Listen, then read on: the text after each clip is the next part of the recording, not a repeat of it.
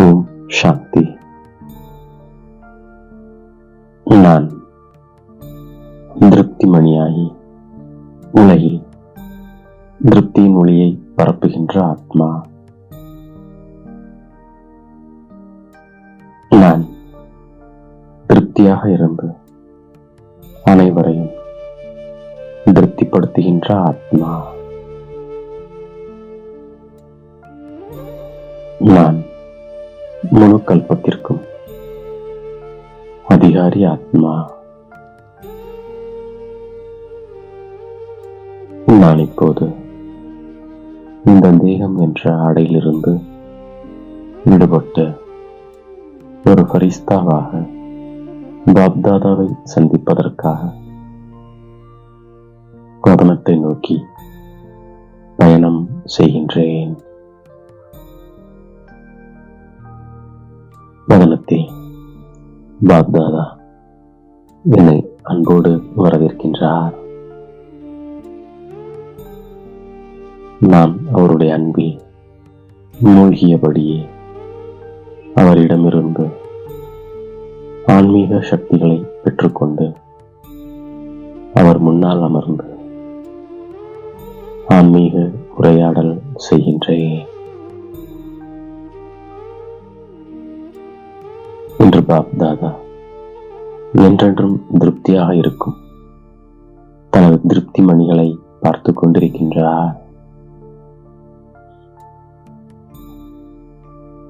திருப்தி மணிகள் ஒவ்வொருவரும் தந்தைக்கும் தனக்கும் அனைவருக்கும் பிரியமானவராக இருக்கின்றார்கள். திருப்தி என்பது அனைத்து பிராப்திகளாலும் நிரம்பச் செய்வது. திருப்தியான ஆத்மாவில் திருப்தி என்பது இயல்பான இயற்கையாகும். திருப்தி எனும் சக்தி தானாகவே சுலபமாக நாலாபுறமும் வாயுமண்டலத்தில் பரவுகின்றது. திருப்தி உள்ள இடத்தில் மற்ற சிறப்பம்சங்களும் தானாகவே வந்துவிடுகின்றது. திருப்தி என்பது தந்தையின் வரப்பிரசாதமாகும். திருப்தி எனும் சக்தி என்றென்றும் முன்னேற்றத்தை நோக்கியே சென்று கொண்டிருக்கும். திருப்தியான ஆத்மா ஒருபோதும் பதட்டமடைவதில்லை. இன்னல்கள் யாவும் மனதை மகிழ வைக்கும் விளையாட்டாகவே அனுபவமாகும். எத்தனைதான் இன்னல்கள் வந்தாலும் திருப்தியானவரின் முன்பு ஒவ்வொரு மாயாவும் இயற்கையும் பொம்மலாட்டம் போன்றே தென்படும். பாப்தாதா எப்போதும் ஒவ்வொரு சக்திக்காக மகிழ்ச்சிக்காக டபுள் லைட்டாகி பிறப்பதற்கான சதா எனும் சொல்லை சதா நினைவில் வைக்கச் சொல்கின்றார். திருப்தி என்றாலே சர்வ பிராப்திகள் இருக்கும். எங்கே சர்வ பிராப்திகள் இருக்குமோ அங்கு அவ்வப்போது என்ற சொல்லுக்கே இடமில்லை. நீங்கள் விசேஷமாக தந்தைக்கு அன்பான, ஒத்துழைப்பான, மிக பிரியமான, இனிமேலும் இனிமையான சுயமாற்றம் செய்யும் குழந்தைகள்.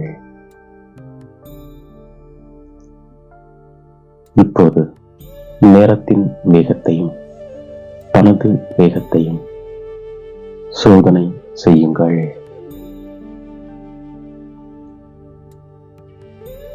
கௌரவத்துடன் தேர்ச்சி பெற்றே ஆக வேண்டும் அல்லவா என்று பாப்தாதா கேள்வி கேட்கின்றார்.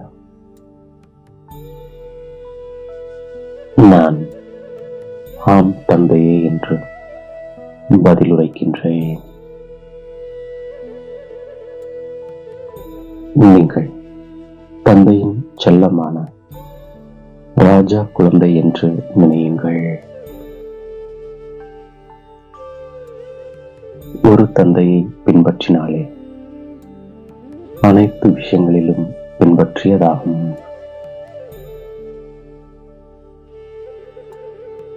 பாப்தாதா இன்று விசேஷமாக தரும் ஒரு வரதானம், திருப்தி எனும் ஒளியை பரப்புங்கள். தானும் திருப்தியாக இருந்து பிறரையும் திருப்தி செய்யுங்கள். ஒவ்வொரு ஆத்மாவையும் திருப்திப்படுத்த எளிமையான வழி, நீங்கள் விலகி இருந்து தந்தையின் அன்பால் இணைந்து அந்த ஆத்மாவின் நன்மை குறித்து நல்லாசை நல்விருப்பம் வையுங்கள். தன் மனதின் எண்ணம், சொல், சம்பந்தம், தொடர்பு என்றென்றும் இனிமையாக வையுங்கள். எனவே தன்னை சோதனை செய்க. அனைத்து ஆத்மாக்கள் மீதும் சுப பாவனை, சுப காமனா, உள்ளுணர்வு, உயர்ந்த பார்வையினும் சம்ஸ்காரம் இயற்கையான இயல்பாக உள்ளதா என்று பாப்தாதா ஒவ்வொரு குழந்தையையும் வெற்றி மாலையின் மணியாக பார்க்க விரும்புகின்றார். நீங்கள் ஒவ்வொருவரும் வெற்றி மாலையில் மணியானால் பாப்தாதா மாலையை மேலும் நீளமாக்கி விடுவார்.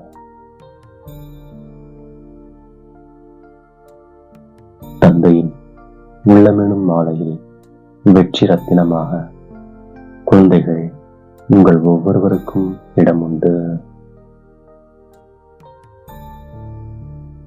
இது தந்தையின் உத்திரவாதம். தன்னுடைய எண்ணம், சொல், செயல், நடத்தை, முகம் யாவிலும் வெற்றியை கொண்டு வந்தாலே போதும். தந்தைக்கு நிகராக மாறுவது என்பது வெற்றி பெறுவதாகும். நீங்கள் சிவ தந்தையின் ஸ்ரீமத் என்ற கையை பிடித்திருக்கிறீர்கள். பிரம்ம பாபாவை பின்பற்றினாலே போதும். ஒவ்வொரு குழந்தையும் ராஜா குழந்தையே, சுயராஜ்ய அதிகாரிகளே. எனவே தனது சுயராஜ்யத்தை மறவாதீர்கள். இந்நேரம் எதிர்பாராத விதமாக மிகவும் கடுமையாக வந்து கொண்டிருக்கிறது.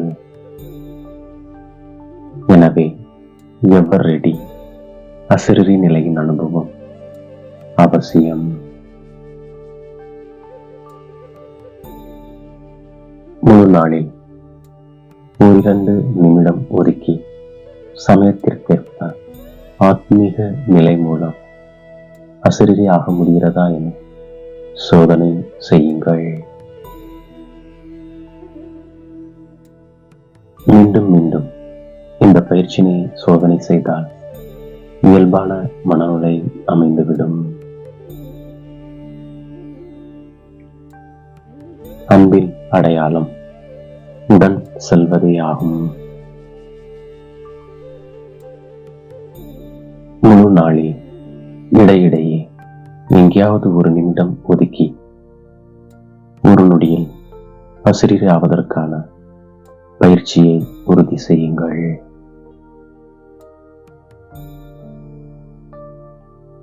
நீங்கள் அனைவரும் சக்திகளும் தர வேண்டும்.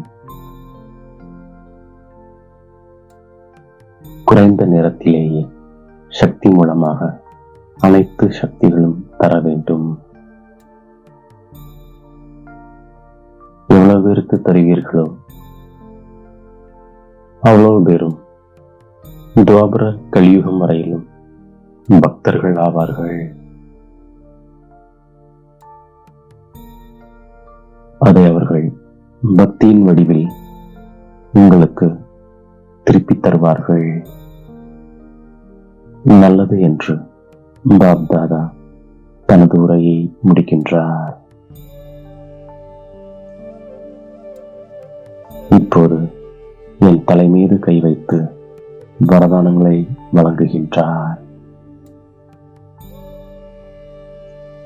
பாப்தாதாவின் கண்ணின் மணியாக, ரத்தினங்களாக உலகிற்கே ஆதாரமாகி விமோச்சனம் தரும் ஆத்மா, மாஸ்டர் துக்கத்தை களைந்து சுகம் தரக்கூடிய உலகை மாற்றும் ஆத்மா, இணைந்த சுரூபத்தின் நினைவு மற்றும் உயர்ந்த நிலையின் பெருமிதம் மூலமாக கல்ப கல்பத்திலும் அதிகாரி ஆத்மா, தனக்கு தானே ஆசிரியராக ஆகின்ற ஆத்மா, பந்தனம் இல்லாத ஜீவன் முக்தி நிலையை அனுபவம் செய்கின்ற ஆத்மா. இவ்வாறாக பாப்தாதா கொடுத்த ஒவ்வொரு சுமானங்களையும் புத்தி என்ற பையில் சேமித்துக் கொண்டு அவரிடமிருந்து விடைபெற்று